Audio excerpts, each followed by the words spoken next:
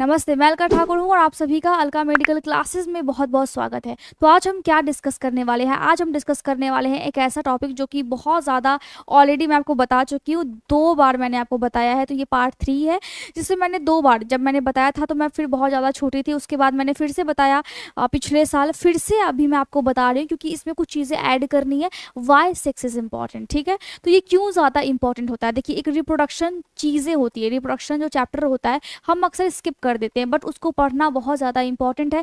मैंने reproductive parts में होने वाले इन्फेक्शंस, होने वाले डिजीजेस के बारे में ऑलमोस्ट बहुत सारे टॉपिक्स पे मैंने डिस्कस किया है आप लोगों से। अब ये जो चीज़ है वो डिस्कस करना इसीलिए कंपलसरी है क्योंकि आपकी बॉडी में रिप्रोडक्टिव पार्ट्स होते हैं और कहीं ना कहीं रिप्रोडक्शन से ही हम सब पैदा हुए हैं, ठीक है? एनिमल में भी होता है, ह्यूमन में भी होता है। तो क्या करना चाहिए, और इसको एक तमीज़ के साथ हम पढ़ेंगे, डिस्कस करेंगे। और मैं उन लोगों की बात कर रही हूँ जो लोग मैरिड हैं या फिर जो लोग फाइनेंशियली स्टेबल है। मैं उन लोगों की बात बिल्कुल नहीं कर रही हूँ जो अभी बच्चे हैं या कॉलेज जा रहे हैं या फिर नॉर्मली आप 11th में हो, 12th में हो, इनकी मैं बात नहीं कर रही हूँ। जो डिप्रेशन में है, टॉक्सिक रिलेशनशिप में है, इनकी बात मैं कर ही नहीं रही हूँ। मैं एक नॉर्मली बात कर रही हूँ कि आपके बॉडी के लिए, आपके बॉडी के सिस्टम के लिए सेक्स का क्या क्या बेनिफिट आपको मिल सकता है अगर आप एक बाउंड्री के साथ रिस्पेक्टफुली अगर इन चीज़ों को देखते हो। और सेक्सुअल इंटरकोर्स के दौरान क्या क्या चीज़ें बॉडी में होती है, क्या क्या चेंजेस एक फीमेल के बॉडी में होता है, क्या क्या चेंजेस एक मेल के बॉडी में होता है, तो ये जानना बहुत ज़्यादा कंपलसरी है, ठीक है? तो अब हम समझेंगे वाई सेक्स इज़ इम्पॉर्टेंट। मैंने ऑलरेडी पहले भी बताया था। सबसे पहले हम ये समझते हैं कि ओवरऑल मेल और फीमेल दोनों की बॉडी में क्या होती है, ठीक है? रिप्रोडक्शन करना बहुत ज़्यादा ज़रूरी है क्योंकि हम सब उसी से आए हैं। अब जिनको नहीं इच्छा है या फिर नहीं करना चाहिए वो एक अलग मैटर है। यहाँ पे है अगर होता है सोसाइटी में, अगर ये चीज़ें एग्जिस्ट कर रही हैं तो ये चीज़ें कैसे हो रही है, इन चीज़ों का हमारे बॉडी पे क्या असर पड़ रहा है, ये हमें जानना बहुत ज़्यादा इंपॉर्टेंट है, ठीक है? तो सबसे पहली चीज़, मेल हो या फिर फीमेल हो, बॉडी में क्या होता है। अब अलका मैम ने बोला है तो इसका मतलब ये नहीं है कि सिर्फ आपको सेक्स करने हैं, ऐसा बिल्कुल नहीं है, ठीक है? सेक्सुअल इंटरकोर्स आपको तमीज़ से, तहजीब के साथ और किस लिए करना है और बॉडी में क्या क्या होता है, एक साइंस की दृष्टि से हम यहाँ पे देख रहे हैं। तो सिस्टमेटिक हेल्थ आपका या फिर आप कह सकते हो फिजिकल हेल्थ पे क्या क्या असर पड़ता है। अभी हम अच्छी वाली चीज़ों के बारे में डिस्कस कर लेते हैं, यानी एडवांटेजेस के बारे में। तो कार्डियोवैस्कुलर हेल्थ आपका बनता है, ठीक है? अब बनता भी है, बिगड़ता भी है, बट सबसे पहले हम बात करेंगे एडवांटेजेस के बारे में। जैसे हर चीज़ का एक नेगेटिव साइड होता है, एक पॉजिटिव साइड होता है, उसी तरीके से इस चीज़ का भी एक नेगेटिव साइड है, एक पॉजिटिव साइड है, ठीक है? आप क्या सोचते हो, आप इसको कैसे लेते हो, ये आपके ऊपर डिपेंड करता है। तो कार्डियोवैस्कुलर हेल्थ यानी हार्ट हेल्थ, अगर मैं बोल रही हूँ कि अच्छा बन रहा है तो क्यों बन रहा है, रीजन क्या है? क्योंकि एक मॉडरेट एक्सरसाइज के रूप में, वर्कआउट के रूप में हो जाता है, ठीक है? तो मॉडरेट अगर एक्सरसाइज अगर आप कर रहे हो, ज्यादा आप फास्ट नहीं कर रहे हो, स्लो नहीं कर रहे हो, मॉडरेट लेवल पे अगर आप कर रहे हो तो आपका हार्ट रेट थोड़ा सा बढ़ेगा, ठीक है? दिल की धड़कन थोड़ी सी बढ़ेगी। इसके अलावा जब वो बढ़ेगी तो क्या होता है, जब भी हार्ट रेट जब ज्यादा होता है तो बॉडी में ब्लड फ्लो अच्छी मात्रा में होती है। तो नॉर्मली हम एक्सरसाइज भी जब करते हैं तो क्यों करते हैं? ताकि बॉडी में ब्लड का फ्लो अच्छी अमाउंट में हो, सर्कुलेटरी सिस्टम हमारा अच्छे तरीके से रेगुलेट करे। तो यहाँ पे एक बेनिफिट ये है। दूसरा बेनिफिट क्या है कि इम्यूनिटी आपका स्ट्रांग होता है। कभी भी अगर आपने महसूस किया होगा तो जब सेक्सुअल इंटरकोर्स जब होता है, ठीक है, कोइटस हम इसको बोलते हैं इस प्रोसेस को, तो कोइटस के दौरान में, सेक्स करने के दौरान में अगर आपके बॉडी में आपको लगता है आपकी डाइट अच्छी है, आप वर्कआउट कर रहे हो, आप बिल्कुल हेल्दी पर्सन हो, आपको कोई भी बीमारी नहीं है, उस कंडीशन में ये सारे बेनिफिट्स आपको मिलेंगे। तो अगर आप सेक्सुअल इंटरकोर्स के प्रोसेस के दौरान आप फील कर पाते हो या फिर नहीं भी फील कर पाते हो तो भी आपकी बॉडी में IgA एंटीबॉडीज निकलते हैं। अब ये क्या आता है, ये होता है इम्यूनोग्लोबुलिन एंटीबॉडी ए। ये क्या करता है, ये आपके बॉडी में वायरल इन्फेक्शन से आपको बचाता है, बैक्टीरियल इन्फेक्शन से आपको बचाता है, जैसे कि सर्दी हो गया, जुकाम हो गया। तो अब इसका मतलब ये बिल्कुल भी नहीं है कि आपको दवाइयां नहीं लेनी है, सर्दी जुकाम हो तो जाकर के सेक्स करने लगना है, ऐसा बिल्कुल भी नहीं है, ठीक है? तो बातों को उल्टा नहीं लेना है, बातों को बिल्कुल लाइन पे लेना है, सीधा समझना है। जो मैं सीधा बोल रही हूँ, फ्रंट पे बोल रही हूँ, वैसे ही बिल्कुल वैसे ही स्ट्रेट समझना है, ठीक है? तो होता क्या है कि जब भी आपके बॉडी में IgA निकल रहा है सेक्सुअल इंटरकोर्स के दौरान, इसका मतलब है वो एक डिफेंस सिस्टम के रूप में काम कर रहा है, जो कि वायरल इन्फेक्शंस या फिर बैक्टीरियल इन्फेक्शन से आपको बचा रहा है। इसके अलावा पेन रिलीफ होता है। क्यों रिलीफ होता है? दर्द महसूस क्यों नहीं होता है उस वक्त? सेक्सुअल इंटरकोर्स के दौरान दर्द क्यों नहीं महसूस होता है? क्योंकि आपके ब्रेन में से क्या निकलता है? ब्रेन से एंडोर्फिन हार्मोन निकलते हैं, जो क्या करता है, जो आपके पेन सिग्नल को ब्लॉक कर देते हैं आपके दिमाग में, जिसकी वजह से अगर माइग्रेन की समस्या है तो उस वक्त आपको अच्छा लगेगा, जिसकी वजह से आपको अगर क्रैम्प्स हो रहे, बॉडी में पूरा दर्द है, तो उस वक्त आपको दर्द महसूस नहीं होगा। और बहुत से लोगों ने शायद ये महसूस किया भी होगा। ठीक है, अब इसको अच्छे वे में लेना है। सेक्सुअल इंटरकोर्स से क्या होता है? आपकी स्लीप क्वालिटी अच्छी होती है, क्योंकि बॉडी में एक हार्मोन निकलता है और उस हार्मोन का नाम है प्रोलैक्टिन, जिसकी वजह से जो कॉर्टिसोल हार्मोन बॉडी में निकला हुआ है, आपके पास बहुत सारी स्ट्रेस लेने की बहुत सारे रीजंस है, उसकी वजह से ब्रेन में कॉर्टिसोल हार्मोन निकलता है। लेकिन जैसे ही आप सेक्स कर रहे हो तो उस टाइम में प्रोलैक्टिन हार्मोन क्या हुआ? बॉडी में रिलीज हो गया। उस दौरान कॉर्टिसोल हार्मोन कम हो गया, जिसकी वजह से आपकी स्लीप, आपको नींद आने लगती है अच्छी। ठीक है, सेक्सुअल इंटरकोर्स के दौरान या फिर बाद में आपको अच्छी नींद आती है और थोड़ा आप हल्का फील करने लगते हो। तो मैंने क्या बताया है? उन लोगों के बारे में डिस्कस किया है जो लोग बिल्कुल हेल्दी हैं, जिनको किसी भी तरीके का कोई भी बीमारी नहीं है। ठीक है, इसके अलावा एक फीमेल की बॉडी की अगर हम अंदर देखें तो क्या होता है? सेक्सुअल इंटरकोर्स के एडवांटेजेस क्या क्या है? सबसे पहली चीज, पेल्विक फ्लोर वर्कआउट, यानी जो आपके कमर के आसपास का एरिया है, पेल्विक जो आपके मसल्स हैं, वो क्या होते हैं? वो मजबूत होते हैं। ठीक है, ऑर्गेजम क्या करता है? ऑर्गेजम ट्रिगर करता है कॉन्ट्रैक्शंस को, जो कि कॉन्ट्रैक्शंस आपके मसल्स को स्ट्रॉन्ग बनाती है। ऑर्गन को सपोर्ट मिलता है। किस ऑर्गन को सपोर्ट मिलता है फीमेल की बॉडी में? देखिए, सेक्सुअल इंटरकोर्स से अगर पेल्विक मसल्स स्ट्रांग हो रहे हैं, अगर फीमेल हेल्दी है, डाइट बिल्कुल अच्छी है, इम्यूनिटी उनका बिल्कुल स्ट्रांग है, तो क्या होगा? तो आपके यूरिनरी ब्लैडर, जो यूट्रस है, उससे तो हार्मोन निकलेंगे ही। लेकिन सबसे पहले हम बात कर लेते हैं जो पेशाब की थैली है, जो पेशाब आपको बार बार लगता है, वो लगने की समस्या कम हो जाती है, क्योंकि पेशाब के थैली यानी यूरिनरी ब्लैडर के जो मसल्स है वो स्ट्रांग हो जाते हैं, जिसकी वजह से यूट्रिन प्रोलैप्स के रिस्क कम हो जाते हैं। मतलब यूट्रस जो है क्या कर देती है? यूट्रस हल्का सा अपने जगह से, यहाँ पे जो आपका यूट्रीन होता है, यूट्राइन, ये अपनी जगह से खिसक जाता है। ठीक है, तो यहाँ पे स्पेस नहीं, इसलिए मैंने ऐसा बनाया। बट ओवरऑल अगर मैं बात करूं तो यूट्रस, यूरिनरी ब्लैडर, इसको सपोर्ट मिलता है, इसके मसल्स को सपोर्ट मिलता है। और हम देखते हैं कि एक फीमेल की बॉडी में हार्मोनल बैलेंसेस भी बनने लगे हैं। सेक्सुअल इंटरकोर्स से जो फायदे होते हैं उसमें हार्मोन का भी बैलेंस होने लगता है एक फीमेल की बॉडी में। कौन से हार्मोन? अगर कोई फीमेल सेक्स कर रही है तो उसके जो ओवरीज होते हैं वो स्टिमुलेट होते हैं। ओवरीज जब स्टिमुलेट होंगे तो क्या करेंगे? ओवरीज निकालते हैं हार्मोन्स। कौन कौन से हार्मोन्स निकालते हैं वो मैंने ऑलरेडी आपको समझाया, लेकिन स्पेशली दो टाइप के हार्मोन निकलते हैं जो कि बहुत ही अहम भूमिका निभाते हैं एक फीमेल की बॉडी में, एक फीमेल की बॉडी में भी निभाते हैं और जब वो प्रेग्नेंट होती है तो भी निभाते हैं, एस्ट्रोजन एंड प्रोजेस्टेरॉन। ठीक है, तो हार्मोन का बैलेंस बिल्कुल प्रॉपर तरीके से बनता है, टिश्यू मेंटेनेंस होता है। जब एस्ट्रोजन निकलता है एक फीमेल के बॉडी में तो टिश्यू की इलास्टिसिटी बनी रहती है। अब टिश्यू कहने का मतलब क्या है? वजाइना की जो इलास्टिसिटी है वो मेंटेन रहती है। क्यों? क्योंकि आपके ओवरी में स्टिमुलेशन हो गया है, ओवरी उत्तेजित हो गई है।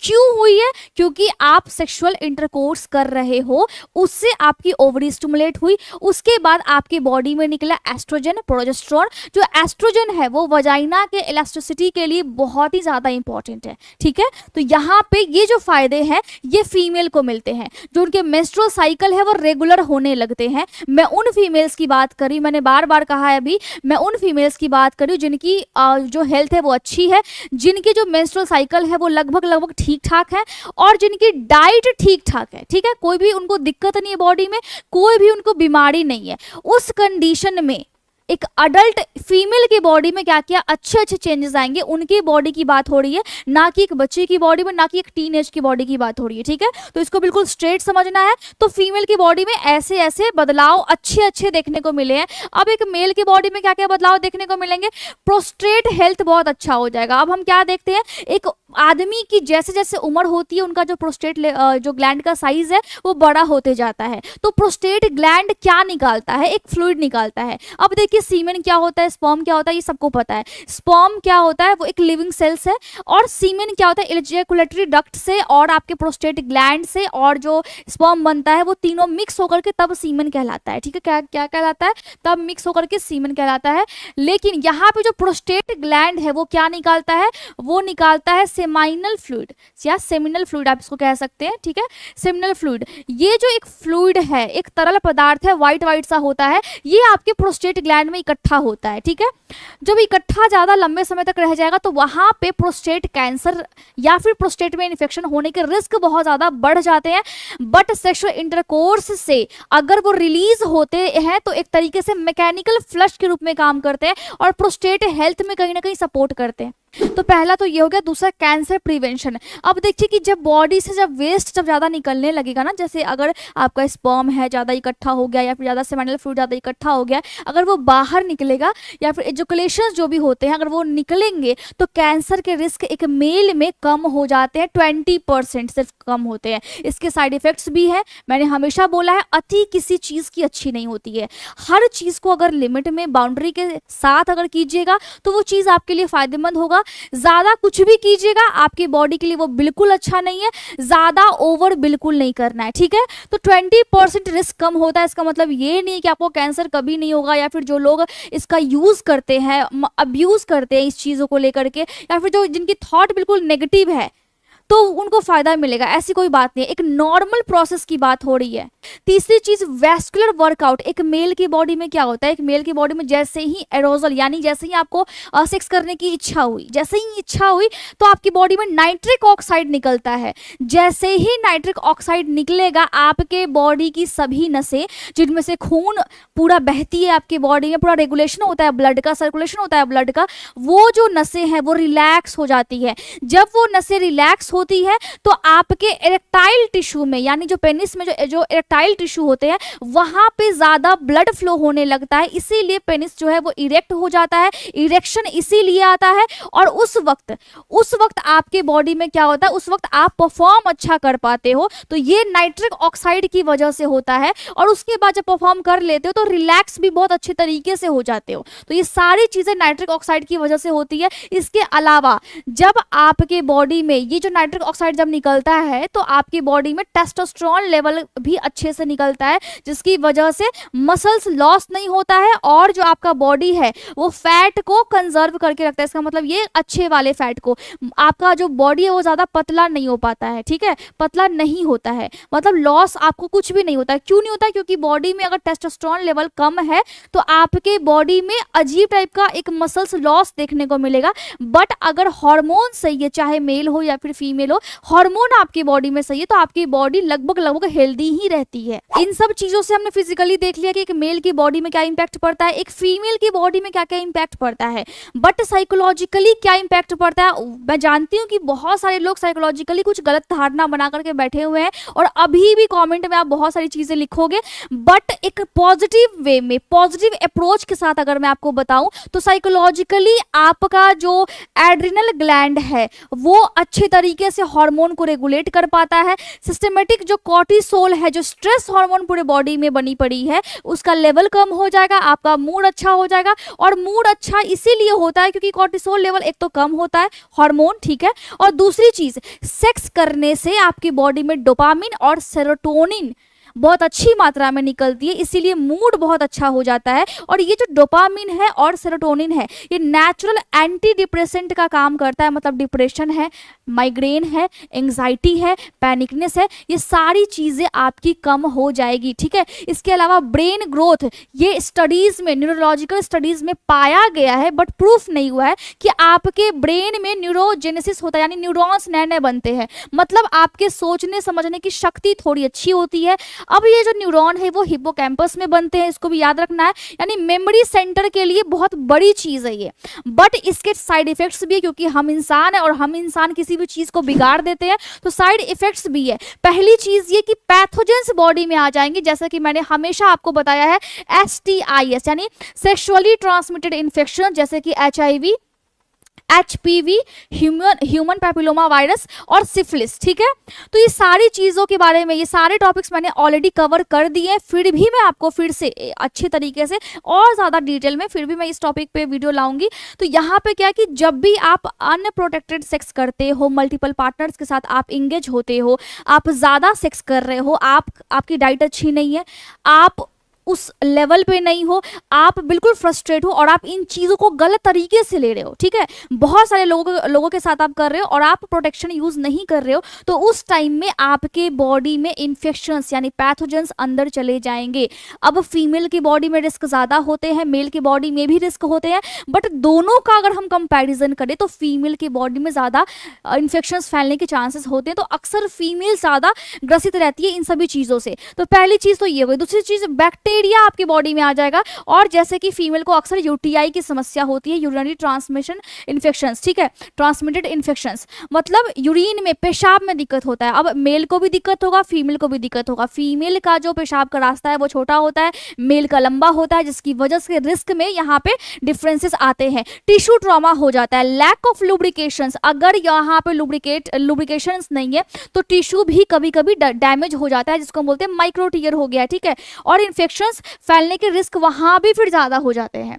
इसके अलावा कार्डियक स्ट्रेन हो जाता है, जिसको भी बहुत ज़्यादा हार्ट की समस्या है या फिर हाई BP है, तो उस कंडीशन में कभी कभी पेशेंट पे गलत इम्पैक्ट भी पड़ जाता है। इसीलिए मैंने बोला है पॉजिटिव अप्रोच के साथ हिसाब से सारी चीज़ें करनी है। इसके अलावा जो मेंटल अफेक्ट होता है, यानी कुछ चीज़ों में अगर देखोगे आप मानसिक रूप से भी कभी कभी बीमार पड़ जाते हो, सेक्सुअल इंटरकोर्स से ही आप बीमार पड़ जाते हो। क्या होता है? पोस्ट कोइटल डिस्फोरिया, ठीक है, PCD। इसका मतलब क्या है कि जब आप सेक्स कर रहे हो तो अचानक से आपको अच्छा महसूस हो रहा है, अचानक से आपकी बॉडी में डोपामिन हाई हो रहा है, सेरोटोनिन हाई हो रहा है, बट सेक्स अब खत्म हो गया, तो उस टाइम में केमिकल ड्रॉप आउट हो गया। जैसे ही केमिकल ड्रॉप आउट हुआ, अचानक से आपको फिर से एंग्जाइटी या बहुत आप दुखी फील करने लगे, उसी कंडीशन को हम बोलते हैं पोस्ट कॉर्टियल डिस्फोरिया, ठीक है। तो ये थोड़ा सा अटपटा सा लगता है। परफॉर्मेंस एंग्जाइटी होती है, क्योंकि लोगों के दिमाग में गलत तरीके से बहुत सारी चीजें डली हुई है,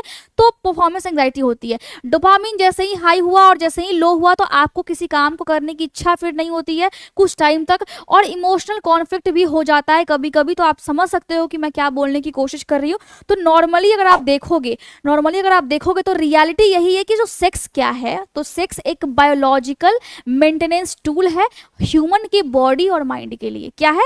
यहाँ पे बायोलॉजिकल मेंटेनेंस टूल है। यहाँ पे नॉर्मली आपको बस ये समझना है कि अगर ये अंग आपके पास है और आप इसका इस्तेमाल कर रहे हो, या फिर पहले इस्तेमाल होता आया है, सभी लोग इस्तेमाल कर रहे हैं, सभी ह्यूमंस में ये चीज़ें हो रही है, एनिमल्स में चीज़ें हो रही है, प्लांट्स में अगर ये चीज़ें हो रही है, तो नहीं करना आपके ऊपर है। बट अगर हो रहा है तो उसका लॉजिक क्या है, उसका साइंटिफिक रीजन क्या है, और जब आप कर रहे हो तो आप किस तरीके से कर रहे हो, ये आप पे डिपेंड करता है। किस अप्रोच के साथ कर रहे हो, पॉजिटिव है नेगेटिव है, ये आपके ऊपर डिपेंड करता है। मेरा काम आपको बताना है, ठीक है।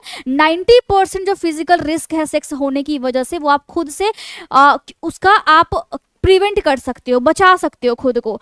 कभी आप कोशिश करते ही नहीं हो, बहुत सारे लोग करते ही नहीं कोशिश। आप हमेशा याद रखिए कि आपको इन्फेक्शन से बचना है। इसके अलावा सेफ रहिए, ठीक है, और सेफ सेक्स कीजिए। मल्टीपल पार्टनर्स के साथ आपको सेक्स नहीं करने हैं।